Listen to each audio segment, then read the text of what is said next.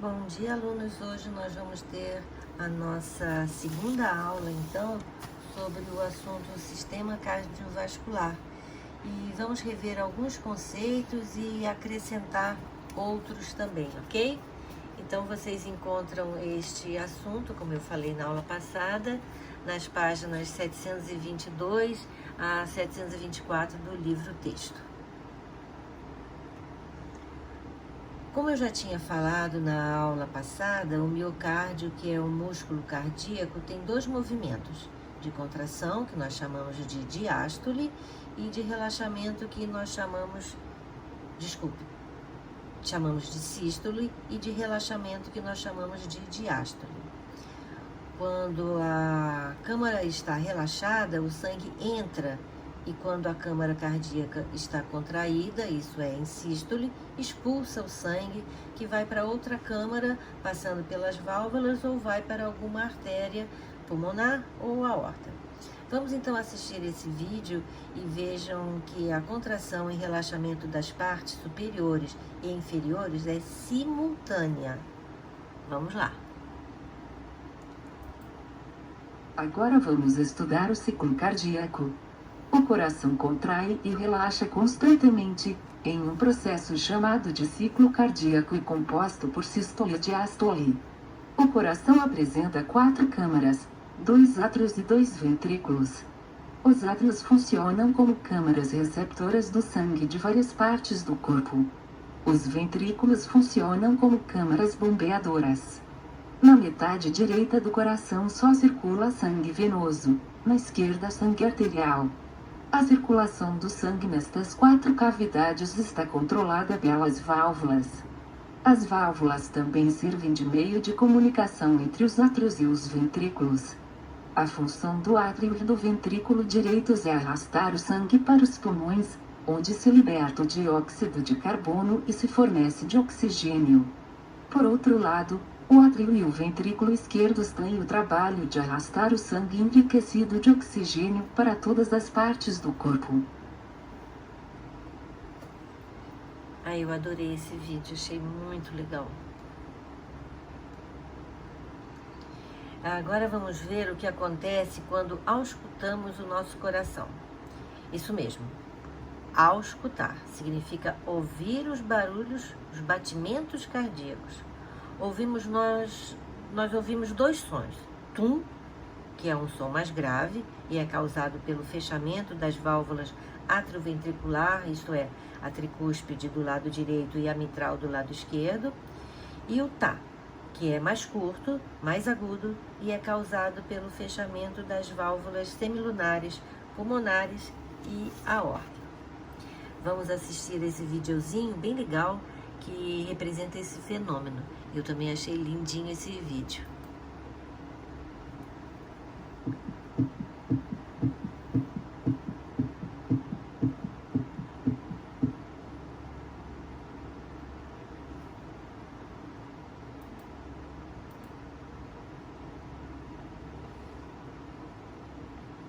Ai, gente, o que está acontecendo aqui? Ele emperrou.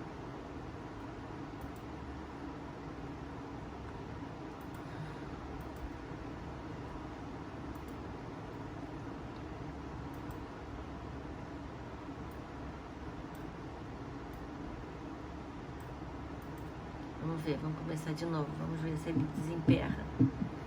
Coisas que acontecem, né? Gente, não tá andando. Vamos ver se eu consigo andar. E se ele vai. Vai não. Oh, que pena. Poxa vida, o que será que tá acontecendo? Bem, não deu pra gente assistir, então vamos passar para outro slide. E o que é a tão falada frequência cardíaca? É o número de vezes que o coração se contrai por unidade de tempo. Varia de acordo com o grau de atividade da pessoa e com a situação emocional que se encontra. Em média, a frequência cardíaca oscila em torno de 70 a 80 batimentos por minuto. Durante o sono, claro, o coração pode bater entre 35 e 50 vezes por minuto. Durante um exercício físico intenso, a frequência cardíaca também pode ultrapassar a 180 batimentos por minuto. O aumento da frequência cardíaca faz o sangue circular mais rapidamente pelo corpo. Com isso, todos os órgãos, inclusive os músculos, recebem maior quantidade de nutrientes e gás oxigênio, o que permite suportar uma atividade metabólica elevada. A frequência dos batimentos cardíacos é controlada por uma região especial no coração, denominada marca-passo, também chamado de nó sinoatrial, que é um aglomerado de células musculares especializadas, localizadas perto da junção entre o átrio direito e a veia cava superior. A cada segundo, aproximadamente, as células do marca-passo emitem um sinal elétrico que se propaga diretamente para a musculatura dos átrios, provocando assim a sua contração, isso é, a sua sístole. Outra região especializada do coração é chamada de nó atrioventricular, e ela distribui o sinal gerado pelo marca-passo e estimula a musculatura dos ventrículos a entrar em sístole. A frequência cardíaca de uma pessoa varia ao longo de um mesmo dia, em virtude de diversos fatores, como alimentação, o sono, medicamentos, atividade física ou mental, expectativa e até por crises de ansiedade. Também varia com a idade, por exemplo, até os 2 anos de idade, a frequência é de 120 a 140 batimentos por minuto. Entre 8 e 17 anos, deve-se ter 80 a 100 batimentos por minuto. Um adulto sedentário, por exemplo, deve ter de 70 a 80 batimentos por minuto, e um idoso que faz atividade física e idosos devem ter de 50 a 60 batimentos por minuto. Além dos exercícios físicos, problemas como anemia, hipertiroidismo, febre e até mesmo o uso de alguns medicamentos podem aumentar a frequência cardíaca. Fora isso, o uso de bebidas alcoólicas, o cigarro e o estresse e uma forte emoção também pode acelerar o coração. Segundo os cardiologistas, quando os batimentos estão em 100 batidas por minuto em repouso, eles estão altos, e abaixo de 40 em repouso são considerados muito baixos.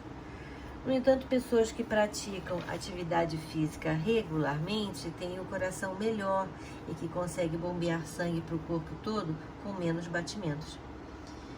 Pessoas que sofrem de síndrome do pânico, por exemplo, podem ter acelerados os seus batimentos cardíacos. Sentir medo em situação de risco é normal, porém, quando esse medo surge sem motivo e está fora do controle, é sinal de que algo está errado. Essas pessoas costumam ter crises em situações simples e cotidianas, e essas crises são repentinas.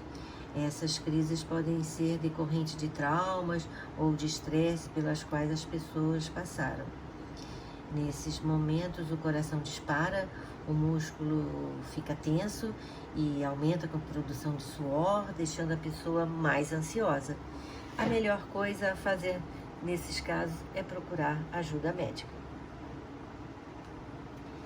A pressão arterial é a pressão que o sangue exerce sobre a parede interna das artérias. Em uma pessoa jovem e de boa saúde, como vocês, a pressão nas artérias durante a sístole ventricular, chamada de pressão sistólica ou pressão máxima, oscila em torno de 120 milímetros de mercúrio e 130 milímetros de mercúrio. Durante a diástole, a pressão diminui, ficando em torno de 70 a 80 milímetros de mercúrio, e ela é chamada de pressão diastólica ou pressão mínima. Hoje nós temos aparelhos domésticos para fazer essa medição, mas os médicos não aconselham o uso diário desses aparelhos, porque além de não serem totalmente de confiança, a pessoa pode ficar assim meio maníaca com essas medições e pode medir errado e ficar assustada, sem razão às vezes. Se você tem alguma dúvida quanto à sua pressão arterial, procure sempre a orientação médica. Mas é bom você saber qual é a sua pressão normal. Algumas pessoas com a idade ou outros problemas podem apresentar hipertensão, que é a pressão alta nas artérias. Geralmente a pessoa não apresenta sintomas, porém algumas pessoas podem ter dor de cabeça, geralmente na região da nuca, tonturas e vista embaçada.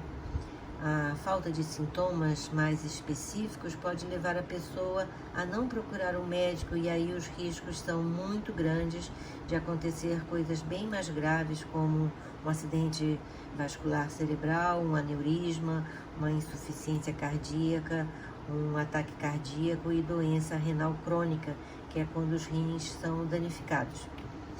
A pessoa que apresenta esse problema, isso é hipertensão, deve ter um tratamento permanente, pois esse problema não tem cura.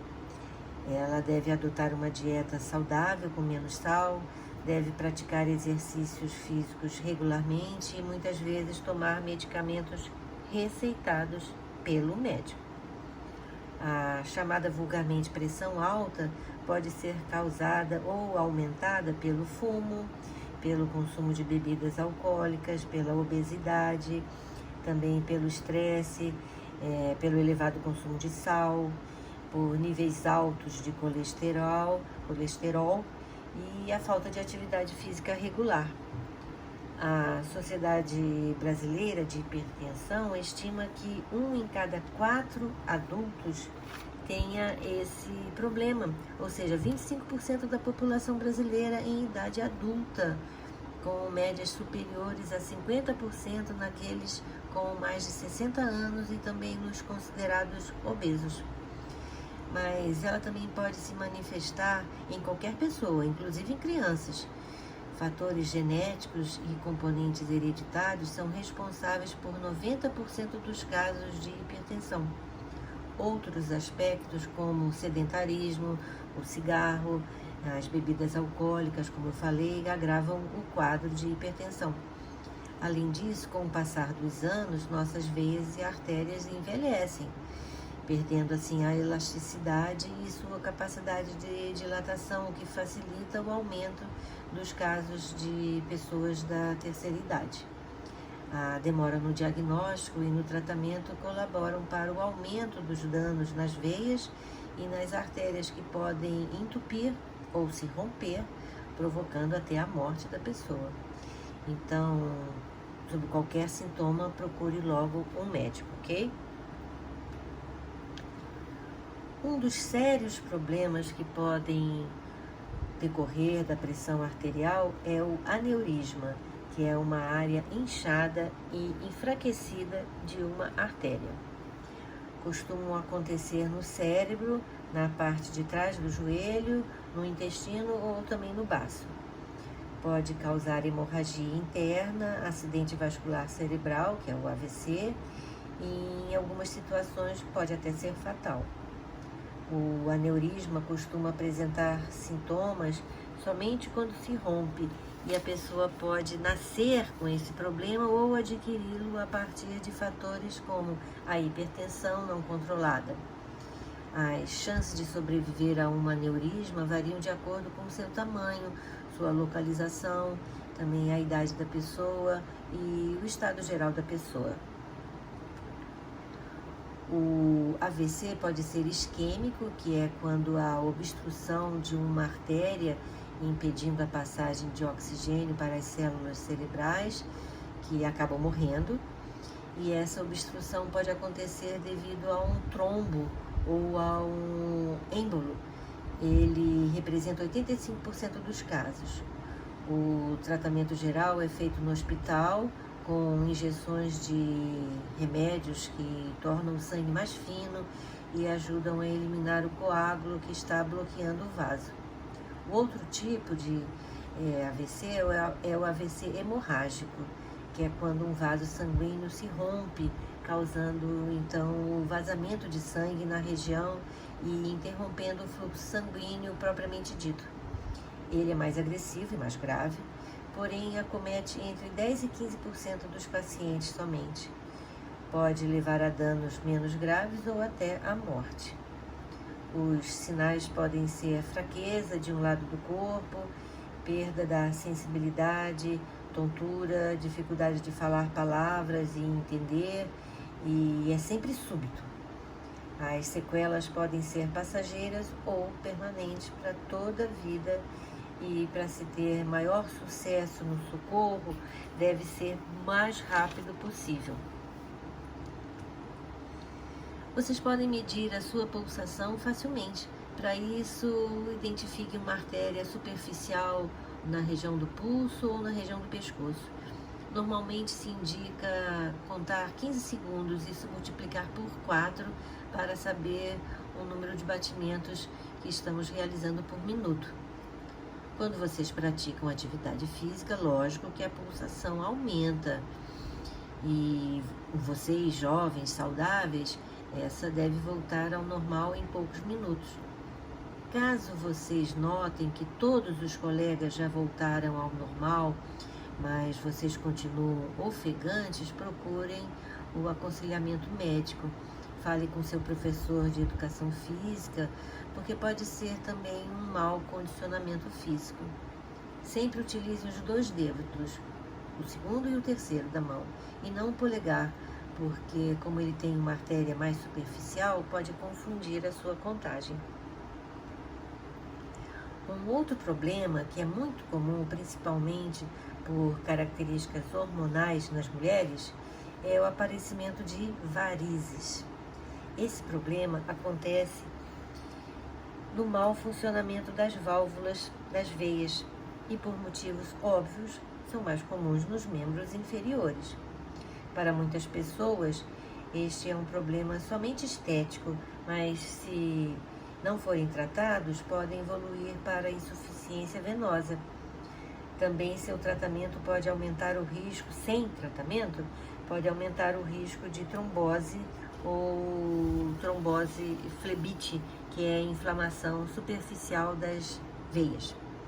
Em mulheres, as varizes são mais comuns devido à ação dos hormônios femininos, o ciclo menstrual, a reposição hormonal para evitar a gravidez e a própria gravidez são fatores de risco. Mas também a obesidade, o tabagismo são responsáveis pela dilatação das veias. Mas os homens também podem ter. A varicocele, que é o alargamento das veias dentro da bolsa escrotal, pode se desenvolver devido ao mau funcionamento das válvulas das veias. Requer diagnóstico médico e pode ser necessário uma cirurgia. Pode botar em risco a fertilidade do homem, porque aumenta a temperatura da bolsa escrotal e isso interfere na produção de espermatozoides. Pode causar dor na bolsa escrotal e geralmente é um problema familiar de má circulação sanguínea. Outro problema é a chamada arteriosclerose, que é um processo de perda gradual da elasticidade das paredes das artérias e pode ser causado pela deposição de placas de gordura na superfície arterial interna, recebendo nesse caso a denominação de aterosclerose. As placas de anteroma provocam diminuição do diâmetro interno das artérias e endurecendo suas paredes e comprometendo a sua elasticidade. Uma das consequências da aterosclerose é o aumento da pressão arterial sistólica, uma vez que as artérias endurecidas perdem a capacidade de relaxar durante a sístole do coração. Além disso, os ateromas tornam áspera a superfície interna das artérias e isso favorece a formação de coágulos que podem causar as obstruções. Ateromas que se desprendem, por sua vez, também contribuem para causar obstruções arteriais com prejuízos à circulação do sangue e podem parar em qualquer parte do corpo. Podem causar o infarto, o AVC, e muitas vezes as causas são má alimentação, o sedentarismo, também diabetes, a pressão alta, né, a hipertensão, novamente o tabagismo e também o consumo de bebidas alcoólicas. El colesterol es una sustancia que se encuentra de forma natural en el organismo y es esencial para el funcionamiento de las células porque se utiliza para fabricar hormonas, ácidos biliares, vitamina D y otras sustancias. Las lipoproteínas LDL son partículas que transportan el colesterol desde el hígado al resto del organismo a través de los vasos sanguíneos. Estas partículas también se conocen como colesterol malo, porque en ocasiones atraviesan la capa interior de las arterias y se depositan en la pared arterial. Como respuesta, el sistema inmune activa los macrófagos, células que tienen la función de eliminar el colesterol malo. Cuando hay mucha cantidad acumulada de macrófagos, forman células espumosas cargadas de lípidos.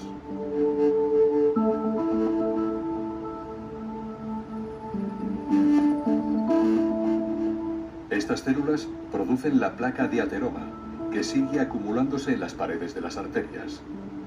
Este proceso empeora cuando intervienen otros factores de riesgo cardiovascular, como la presión arterial alta, el tabaquismo o la diabetes, entre otros. Pero el colesterol es un problema de salud silencioso. En muchas ocasiones pasa inadvertido hasta que el crecimiento de la placa de ateroma estrecha y endurece las arterias, dificultando la circulación sanguínea. Algunas placas inestables pueden romperse, liberando su contenido en la sangre y formando un trombo que puede derivar en un infarto de corazón o en un ictus cerebral.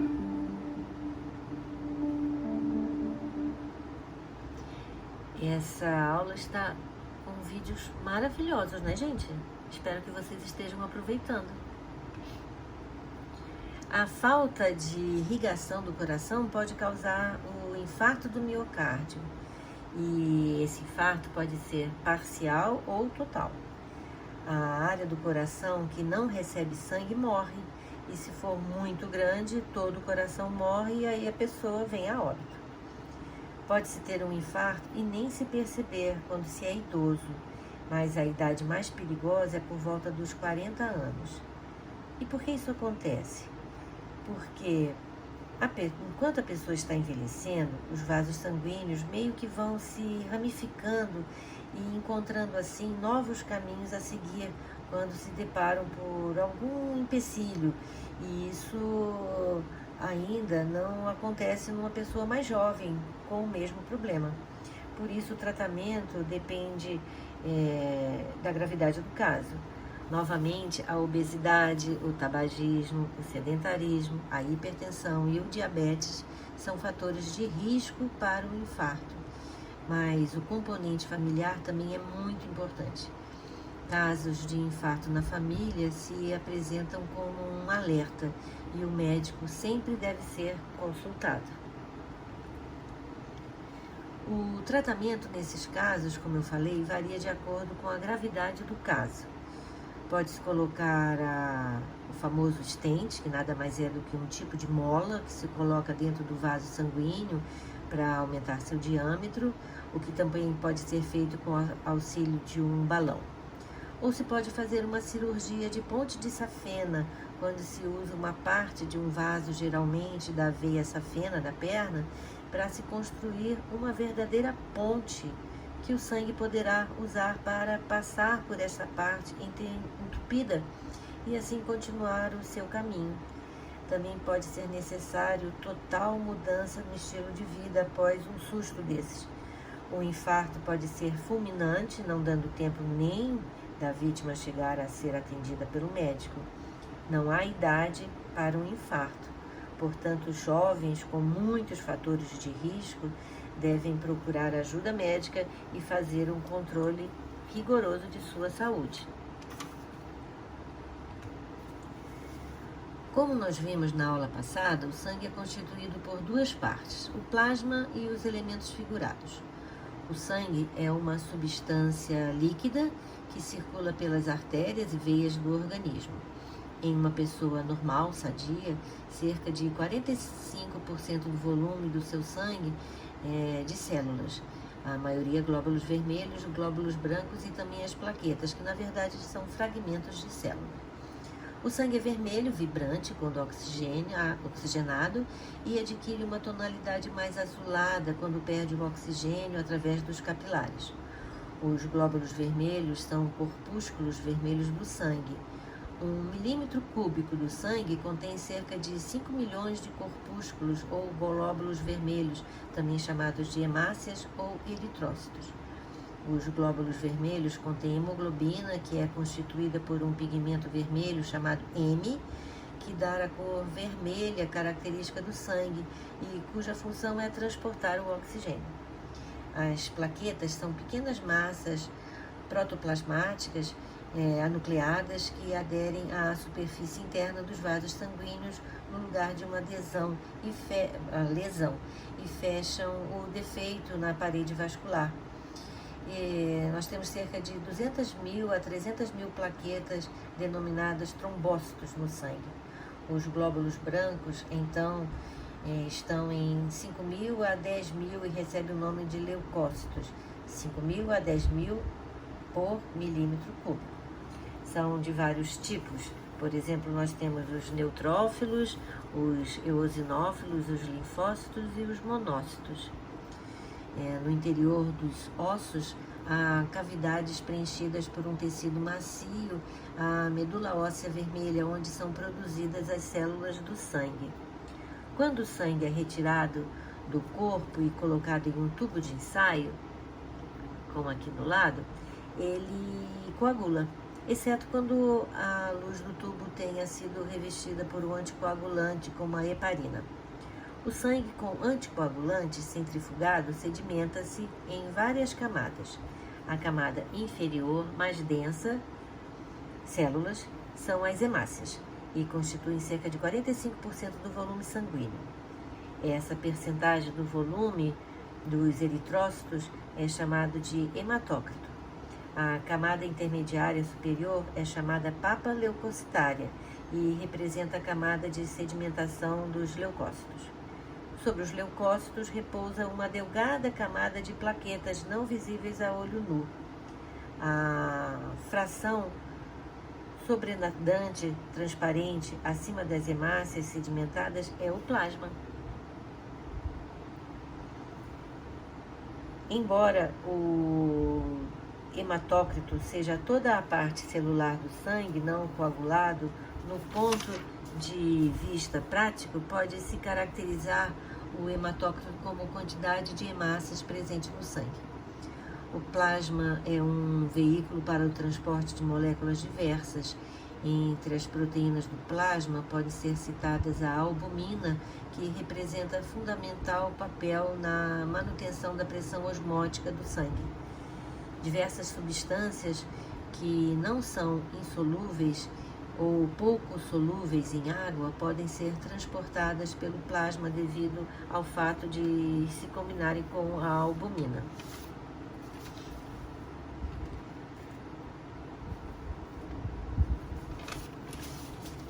Células hematopoéticas são células que possuem a capacidade de se autorrenovar e se diferenciar em células especializadas do tecido sanguíneo e do sistema imune.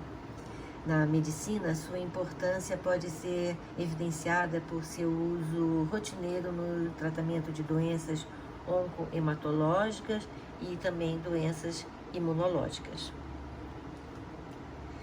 E como se forma um coágulo? Bem, um coágulo sanguíneo é uma resposta fisiológica natural do organismo humano que auxilia no controle de um sangramento ou uma hemorragia. Quando o corpo sofre um corte ou uma lesão, as células sanguíneas se agrupam e são recobertas por uma proteína chamada de fibrina, de forma a interromper o sangramento. Algumas doenças podem desencadear a formação de coágulos, até mesmo quando não existe um sangramento ou hemorragia. Eles podem atingir uma variedade de órgãos, incluindo o pulmão, o cérebro e o coração, além de provocar casos de infarto e AVC. A formação de coágulos dentro de vasos entope e interrompe a passagem de sangue, levando a um problema no órgão para o qual o sangue deveria chegar. Quando ocorre no pulmão, temos a chamada embolia pulmonar, e quando no coração, pode causar um infarto.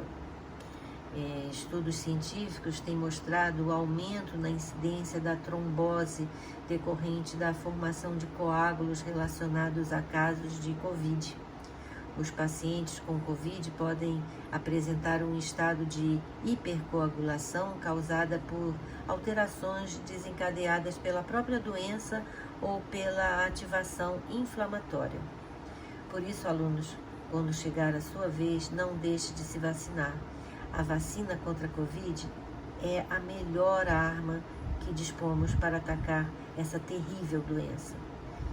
Em dezembro eu perdi meu pai, quando ainda não tínhamos vacina. Ele estava recluso por mais de 1 ano, porém uma cuidadora sem sintomas graves transmitiu o vírus para ele. Não queiram passar por isso.